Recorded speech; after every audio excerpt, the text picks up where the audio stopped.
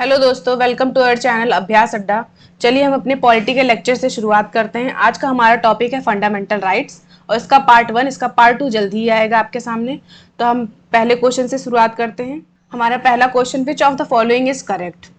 Option A, the Nehru report 1928 had advocated the inclusion of fundamental rights in the Constitution of India. B, the Government of India Act 1935 referred to fundamental rights. C, the August Offer 1940 included the fundamental right. या D, the Cripps mission 1942 referred to fundamental rights. तो इसका answer क्या होगा दोस्तों? इसका answer होगा A, the Nehru report 1928 had advocated the inclusion of fundamental rights in the Constitution of India. तो सबसे पहले नेहरू रिपोर्ट में फंडामेंटल राइट के बारे में बताया गया था और मोतीलाल नेहरू ने 1928 में बताया था फंडामेंटल राइट के बारे में। And the Congress adopted a resolution on fundamental rights at the Karachi session of 1931, जिसमें प्रेसिडेंट कौन थे? सरदार वल्लभ भाई पटेल। तो इसका आंसर होगा A, the Nehru report 1928 was in favour of inclusion of fundamental rights in the constitution of India. चलिए हम अपने दूसरे क्वेश्चन की तरफ। Our second question is, which one of the following statement is correct? Option A, rights are claims of the state against the citizens. Rights are privileges which are incorporated in the constitution of a state. C, rights are claims of the citizen against the state. D, rights are privilege of a few citizen against the many. तो इसका answer क्या होगा दोस्तों? इसका answer होगा C. Rights are essential for the complete development of human beings. The importance of rights has expanded immensely and has given birth to the concept of fundamental rights, human rights, etc. Rights impose restriction on the powers of the state. These are a guarantee against state action. Thus, rights are claims of the citizens against the state. ये fundamental right state को restrict करता है और हमारे powers को और extend करता है। Our third question is, which of the following is given the power to enforce the fundamental rights by the Constitution? Option A, all courts in India. Option B, the Parliament. Option C, the President. या Option D, the Supreme Court and High Court. तो हमारी fundamental right को protect कौन करता है? Supreme Court and the High Court. Article 13 of the Constitution grants power of judicial review to the Supreme Court and High Courts in the case of violation of the fundamental rights. The Supreme Court Article 32 and High Court Article 226, in exercising their power, may declare any law or enactment passed by the legislature void or unconstitutional or on ground of contravention to the fundamental rights. तो article 13 के according क्या है कि जो भी हमारे fundamental rights को कोई भी लॉ अगर हार्म करती है तो वो नल एंड वॉइड हो जाता है। और इसका प्रोटेक्टर कौन है? हमारा सुप्रीम कोर्ट। हम आर्टिकल 32 यूज़ करके डायरेक्ट सुप्रीम कोर्ट जा सकते हैं और आर्टिकल 226 यूज़ करके हम हाई कोर्ट जा सकते हैं अपने फंडामेंटल राइट को प्रोटेक्ट करने के लिए। Fundamental rights are, option A justiciable, option B non justiciable, flexible या rigid. Obviously it is A, justiciable है। The fundamental rights are enforceable by the court subjected to certain restrictions.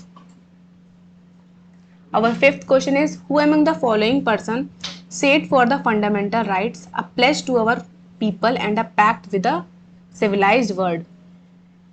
तो ये किसने कहा था? Option A Pandit Jawaharlal Nehru, option B doctor Bhimrao Ambedkar, option C doctor Rajendra Prasad या option D doctor S Radhakrishnan. तो इसका आंसर क्या होगा? किसने बोला था? A pledge to our people and a pact with the civilised world. तो इसका आंसर होगा, किसने कहा था? डॉक्टर राधा कृष्णन ने कहा था, option D. In the words of our philosopher King Dr. S. Radhakrishnan, the fundamental rights are a pledge to our people and a pact with the civilized world.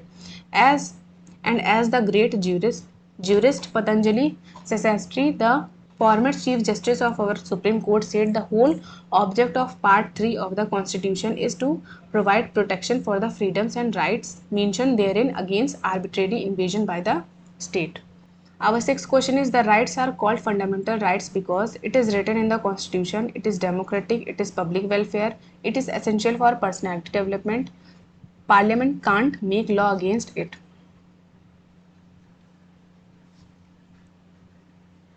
तो क्या होगा? It is written in the constitution. हाँ, सही बात है। It is essential for personality development. And ये parliament can't make law against it. तो fundamental right के अगेंस्ट पार्लियामेंट लॉ नहीं बना सकती है। The fundamental rights are written in the constitution. They are essential for personality development. Parliament can't make law against them since they are a part of basic structure of the constitution. Our seventh question is fundamental rights are: option A cannot be suspended, option B can be suspended by order of prime minister, C can be suspended on the will of president, या D can be suspended during emergency. तो इसका answer क्या होगा? हाँ, इसका answer होगा D, can be suspended during emergency time. The fundamental rights are natural and non transferable. The fundamental rights are natural and non transferable rights. Fundamental rights can only be suspended during emergency, for which provision has been given under Article 358 and 359 of the Constitution. Fundamental rights under Article 20 and 21 can never be suspended. Our eighth question is: what is meant by rule of law? Option A, one act for all and one judiciary for all. One act for all and one state for all. Option C, one state for all and one judiciary for all. Option D, all acts for one and one judiciary for all. या option he none of the above या more than one of the above. तो इसका answer होगा one act for all and one judiciary for all. The rule of law implies that the creation of laws, their enforcement, and the relationship among legal rulers are themselves legally regulated, so that no one, including the most highly placed official, is above the law under Article 14. Question 9 is: which of the following are regarded as the main features of the rule of law? Limitation of powers, equality before law, people's responsibility to the government, liberty and civil rights. Option A 1 and 3 होगा, option B 2 and 4 होगा, option C 1 to 4 होगा, या option D सब होगा। तो इसका answer क्या होगा? लिमिटेशन, रूल ऑफ लॉ का मतलब limitation of powers, equality before law, सही बात है, and fourth liberty and civil rights, ये नहीं होगा। People responsibility to the government, ये नहीं होगा।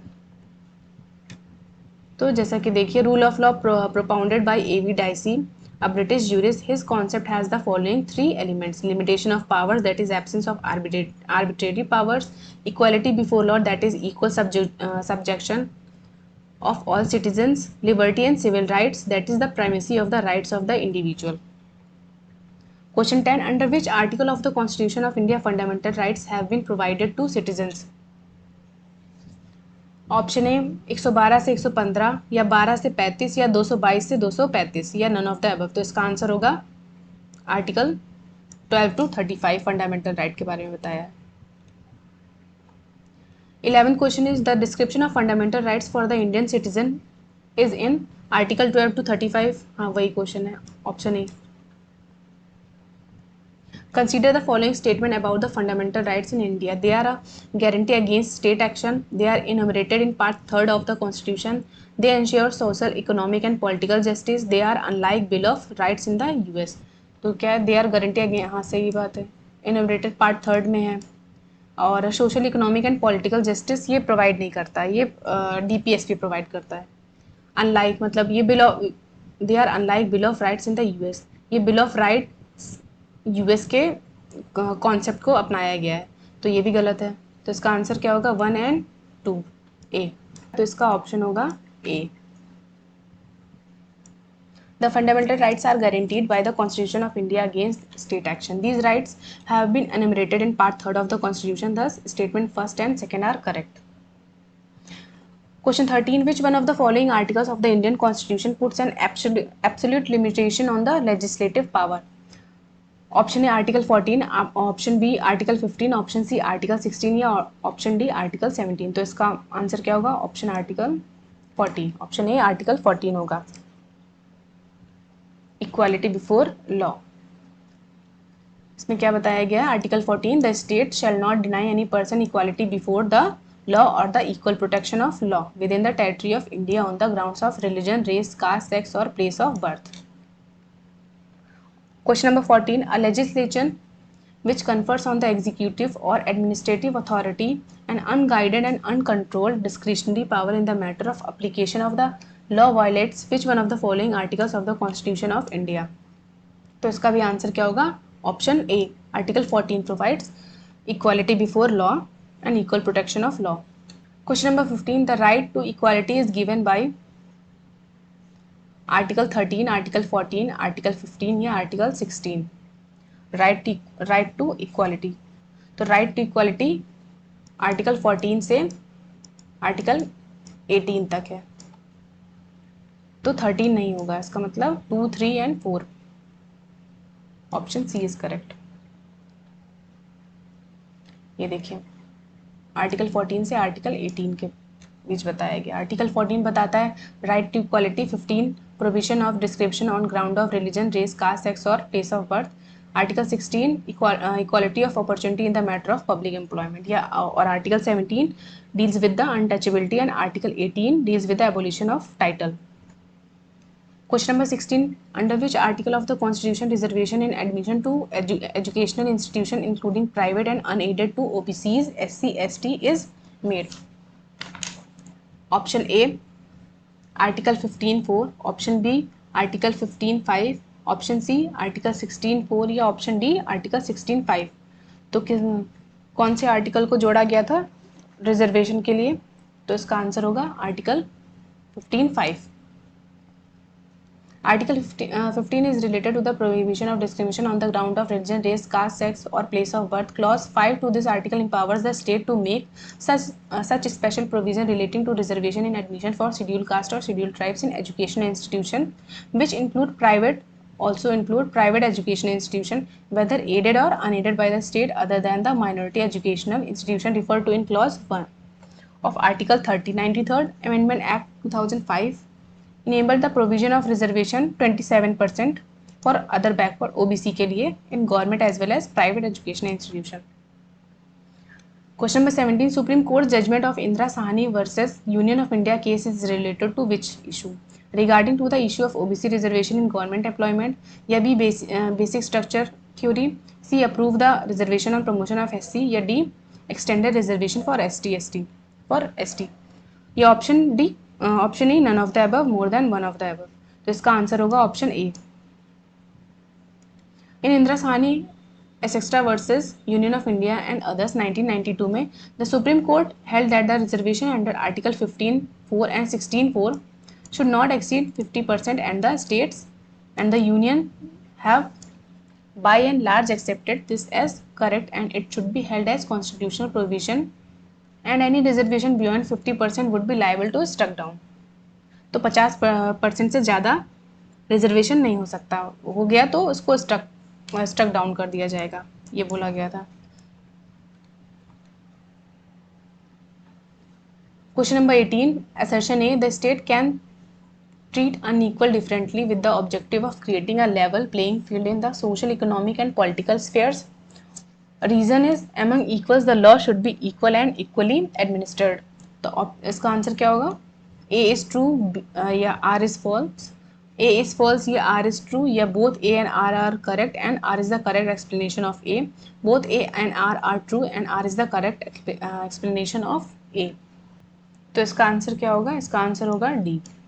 The state can treat unequal differently as equal protection of law guaranteed by Article 14 does not mean that all law must be general in character. These are reasonable classification varying to the needs of different classes of person with the objective of creating a level playing field in social, economic and political sphere. तभी reservation का concept आया ताकि vulnerable section को और push करके ऊपर उठाया जाए. But among the equals मतलब बराबर के बीच the law should be equal and equally administered. Question number 19, which article of the Constitution gives precedence to constitutional provision over the laws made by the Union Parliament या state legislature? Option A 13, Option B 32, Option C 245 या Option D 326. तो इसका answer Option A. Article 13 of the Indian Constitution makes provision that pre-constitutional laws and post-constitutional laws, if inconsistent with the provision of fundamental rights enumerated in part 3rd, shall be void to the extent of such inconsistency. मतलब कि fundamental right को कोई law violet करेगी तो उसको null and void कर दिया जाएगा under article 13. pre-constitution laws as well as post-constitutional laws. Question number 20. The main objective of Article 13 of the Indian Constitution is to secure the paramountcy of the Constitution regarding option A directive principle of the state policy, option B fundamental rights, option C fundamental duties या all of the above. तो इसका answer होगा B. Question number 21. Question number 21. Which one of the following articles of the Indian Constitution belongs to a different category? Article 14, article 15, article 16 या article 19. तो article 14, 15, 16, 14 से लेके 18 तक right to equality है and article 19 is the right to speech है.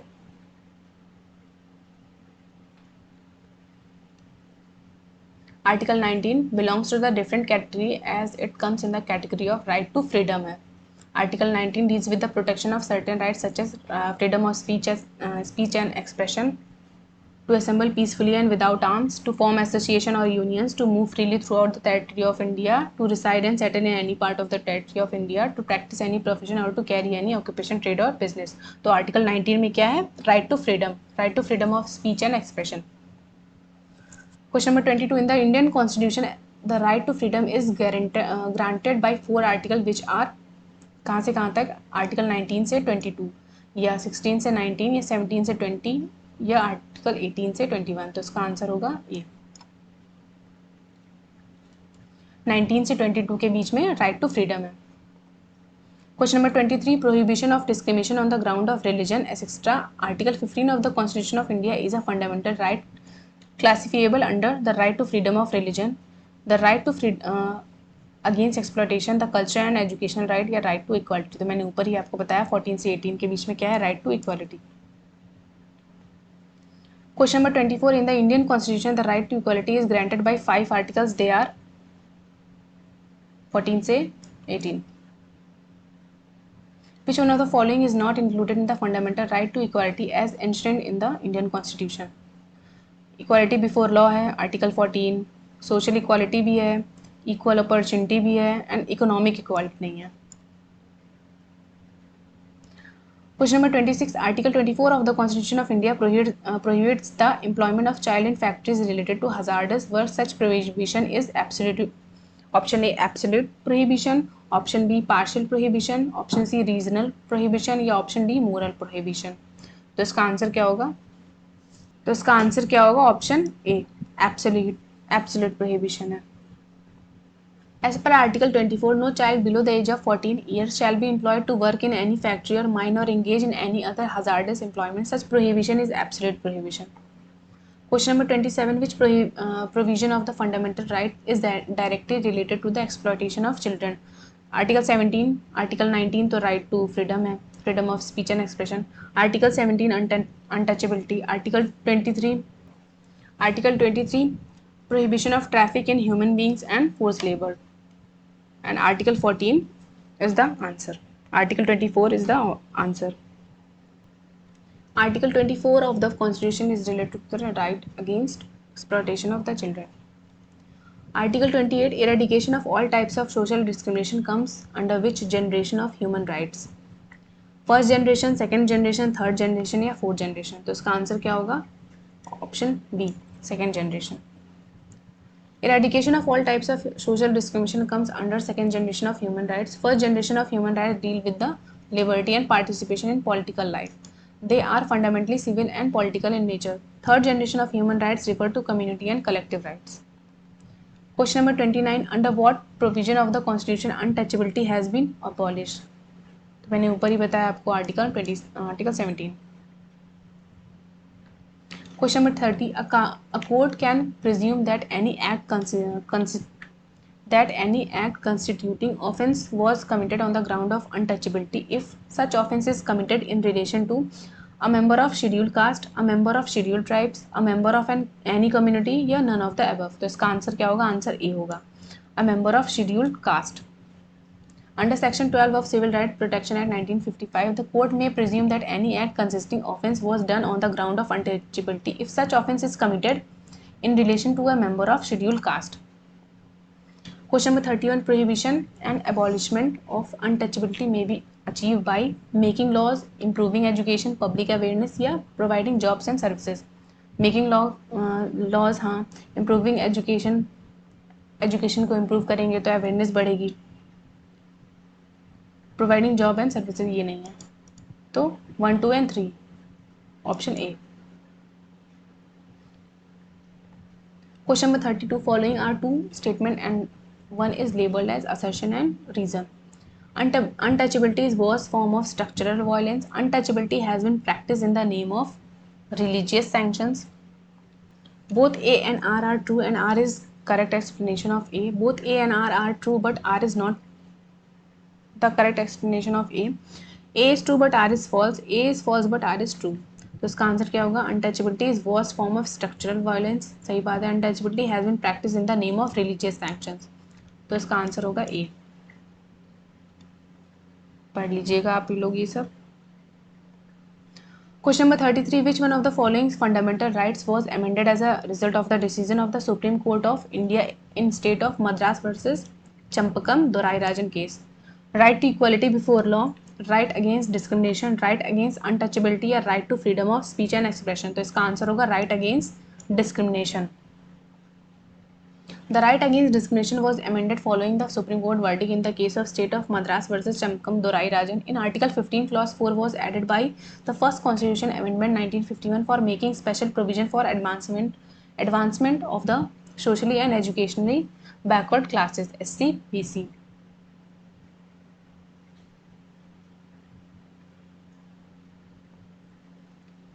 Question number 34, which article of the Constitution of India is related with freedom of the press? Option A article 19, option B article 20, option C article 21 या option D article 22। तो इसका answer क्या होगा? Article 19। In the Indian Constitution, freedom of the press is not given directly, but Supreme Court held that right to freedom of speech and expression, जो कि article 19 include right to freedom of the press। Question number 35, under which article scheduled caste and scheduled tribes have been granted fundamentally socio-economic, political and cultural rights? Article 20 में है, 19 में है, 18 में है या फिर 17 में? तो article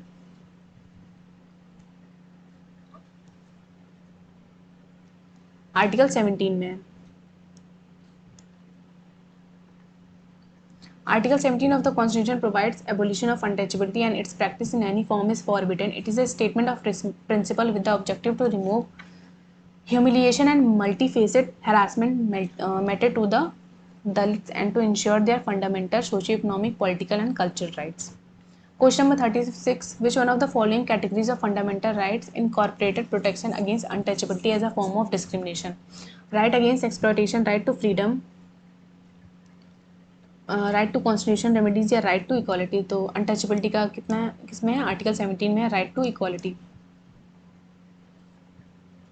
Indian question number 37, Indian constitution does not give right to freedom of the press but it is included in the article 19(1)(a) right to freedom of speech and expression. मैंने ऊपर ही बताया आप लोग को। Question number 38, in which article the fundamental rights to freedom of speech and expression is provided in the constitution of India? In Article 19. Question number 39, freedom of newspaper in India. Option A specially provided by Article 19(1)(a). Option B is secured under Article 19(1)(b), secured by Article 361(a) या has origin by the enforcement of rule of law। तो इसका भी Article 19(1)(a। Freedom of the newspaper or press is not directly provided by the Constitution but included in Article 19(1)(a) as freedom of speech and expression. In the case of Sakal Papers Limited versus Union of India 1961, the Supreme Court stated that freedom of the press is included in freedom of speech and expression of 19(1)(a). Question number 40, as a part of the right to freedom, which one of the following does not form part of freedom to assemble peaceful and without arms? Gherav official not performing their duties. Option B, peaceful assembly. Option C, people who assemble should not bear arms. Option D, state can make a law imposing reasonable restriction on the exercise of this right। तो ये तीनों सही है। इसका option होगा, answer होगा ए।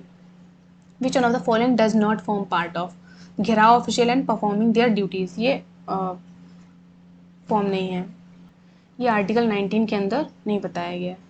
Article 19(1) भी provides the freedom to assemble peacefully and without arms, and under Article 19(3) the state can impose reasonable restriction in the interest of public order. So इसी के साथ हमारा पार्ट 1 कंप्लीट होता है. हमारा पार्ट 2 जल्दी आएगा, तो बने रहने के लिए थैंक यू सो मच.